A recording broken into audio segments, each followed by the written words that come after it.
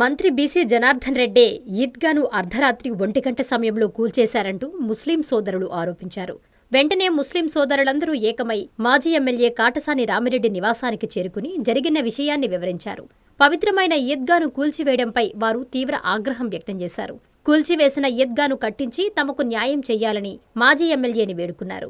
దీంతో ఆయన కూల్చివేసిన ఈద్గాను పరిశీలించేందుకు వెళుతుండగా సీఐలు ప్రవీణ్ కుమార్, మంజునాథ్ రెడ్డి, ఎస్ఐ దుగ్గిరెడ్డిలు హౌస్ అరెస్టు చేశారు. దీంతో నంద్యాల జిల్లా బనగానిపల్లిలో హైటెన్షన్ వాతావరణం నెలకొంది.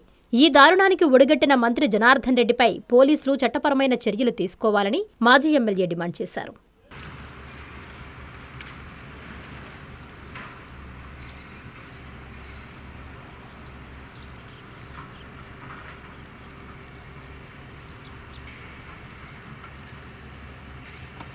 కూటమి యొక్క దౌర్జన్యాలు నశించాలి నశించాలి ముస్లింల మీద జరుగుతున్న దౌర్జన్యాలు నశించాలి ముస్లింల మీద దౌర్జన్యాలు నశించాలి దౌర్జన్యాలు నశించాలి ముస్లిం మత సంస్థల మీద జరుగుతున్న దౌర్జన్యాలు నశించాలి ముస్లిం మత సంస్థల మీద జరుగుతున్న దౌర్జన్యాలు నశించాలి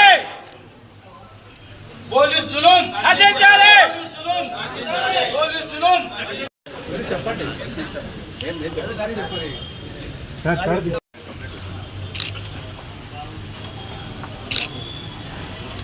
నా కంప్లైంట్ కూడా ఇచ్చింది పడగొట్టినారని ఇట్లా యాక్షన్ తీసుకున్నాను. దాన్ని జిరాక్స్ ఇచ్చి రిసీవ్డ్ కాపీ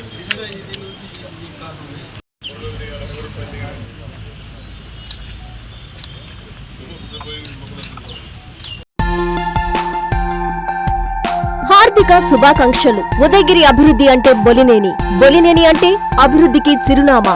మంచి మనసున్న మా ప్రియతమ నాయకుడు గౌరవనీయులు శ్రీ ఉదయగిరి నియోజకవర్గ మాజీ ఎమ్మెల్యే బొలినేని వెంకటరామారావు గారు తెలుగుదేశం పార్టీ జాతీయ ఉపాధ్యక్షుడిగా మరోమారు ఎన్నికైన సందర్భంగా ఇవే మా హార్దిక శుభాకాంక్షలు. మీ స్వర్ణకొండయ్య, ఉదయగిరి నియోజకవర్గం టీడీపీ ఎస్సీసెల్ అధ్యక్షులు బొగ్గవరపు వేణు, ఎస్సీసెల్ నాయకులు, ఉదయగిరి నియోజకవర్గం.